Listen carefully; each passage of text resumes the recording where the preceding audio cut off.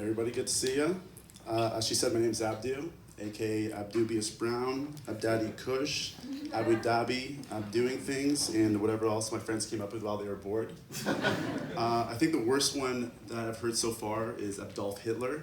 That one's a bit of a stretch. It's thanks to Mitch. He's in the audience. Thanks for that, Mitch. If you can think of a worse one than that, then please keep it to yourself. So I'm a recovering brother of 4 sisters. It's always women who react the best to that, like, oh my God, you poor thing. Women know what they're like in groups, okay?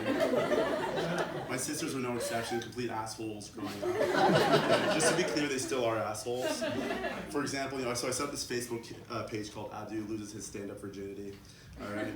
And my sister commented on it saying, can you send me this script beforehand? I was wondering why. Her reasoning was so she could time her fake laughter correctly. So that's the kind of support that I'm working with. So I'm Egyptian. I need white people to stop telling me Egypt's on their bucket list.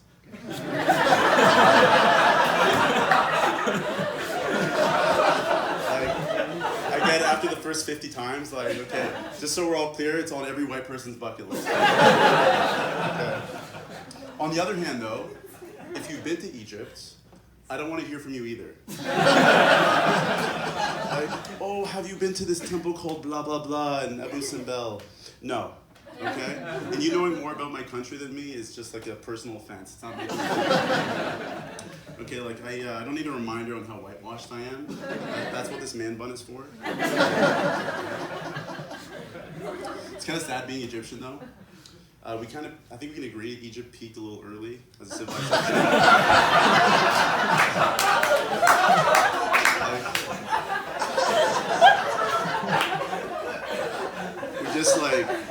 We just built the pyramids and went straight to bed. All we've accomplished since then is Egyptian con and burning down a library a couple times. Egypt is like the high school quarterback who didn't accomplish anything after graduating. The pyramids are just our version of the senior year sports jacket. Actually, when you dig a little deeper, it's worse than that. It's like if that high school quarterback had a kid, and then that kid grew up and he went to high school and he's just walking around with his dad's jacket, but he couldn't even make it past first tryouts, okay? Egypt is that kid. It's a sad state, but now people are trying to say aliens built it, okay? It's our one thing, you know? Our one thing besides Egyptian cotton, you're trying to take it away. It's all the kid has, it's not how the jacket.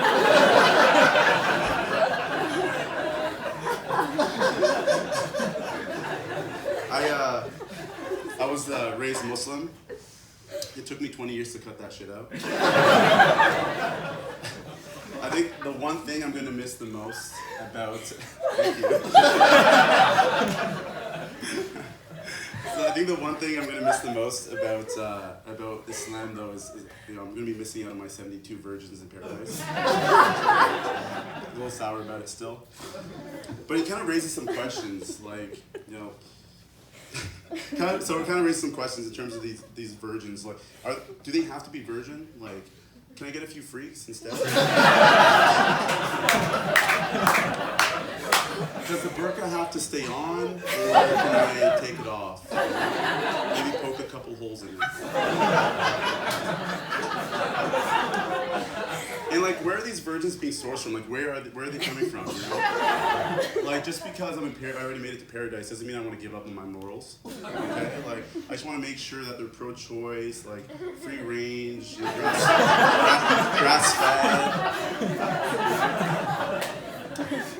And I have 4 sisters, so one of the reasons why I left the religion in the first place is I believe a woman should be able to wear whatever she wants, for example, right? I think we would agree with that, right? Yeah. Unless I have a daughter. I went straight back to the mosque. They're gonna see it coming too, like, Habibi, Allahu Akbar. Wait, don't say anything, let me guess. You're gonna have a girl. I'm gonna know. So I grew up in in London, Ontario, in a little house. Emphasis on little when your dad has a weak pull-out game. Okay. My dad was a TA, okay? Nobody plans for 5 kids on that budget. But anyway, nonetheless, I grew up in a little neighborhood in London, Ontario. 21 years ago, something magical happened, okay?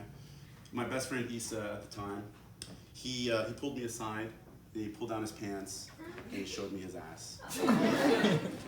That's the day I learned what mooning was. That shit blew little Abdu's mind. Like, I thought asses were just for sitting and shit, and here Issa is on the cutting edge of it all. We couldn't have even imagined that, in like today's state, like asses were also meant for eating. Like that. Okay. Incredible. What are we gonna think of next?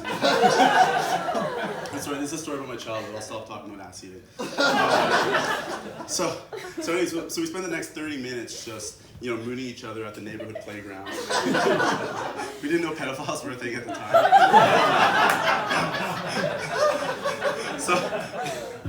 So we're just running around, okay, just like, ha, gotcha. And it's like, basically a fucked up version of tag. And it gets to the point where, I got in, I'm laughing, I look at Issa laughing, but Issa isn't laughing. He just looks terrified, he's looking at someone behind me.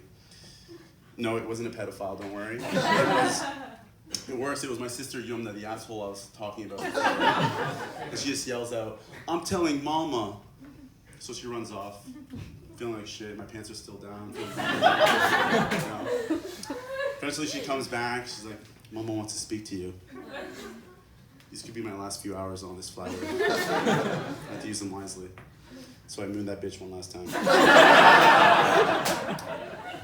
So I go home, I open my mom's door, and I just, "Yumna said you want to speak to me?" That's a little Abdu's Egyptian accent. I hadn't even back in the motherland, I still grew up with an accent somehow. And my mom is laying in bed, seemingly asleep. I don't know why like this, it's probably like an Egyptian thing or something. And all she says is just, "Ta'ala." That means closer in Arabic. This is the moment I started reflecting on my life. I was only 5 though, so it took like 2 seconds.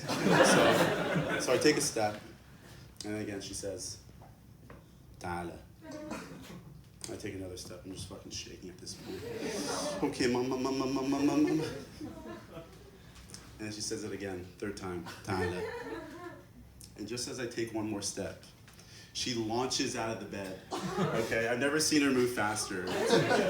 Like when a child is in danger and like mom or dad's strength is activated to save their child?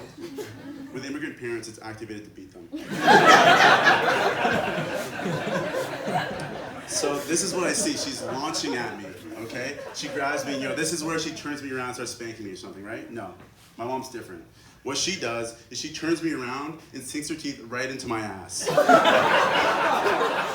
found asses are also meant for biting, okay? That's what we found out here.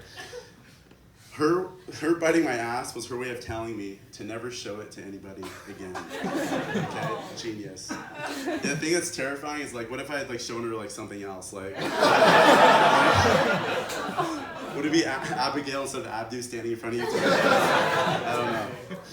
Anyways, that's my set. Thank you. You've all been amazing.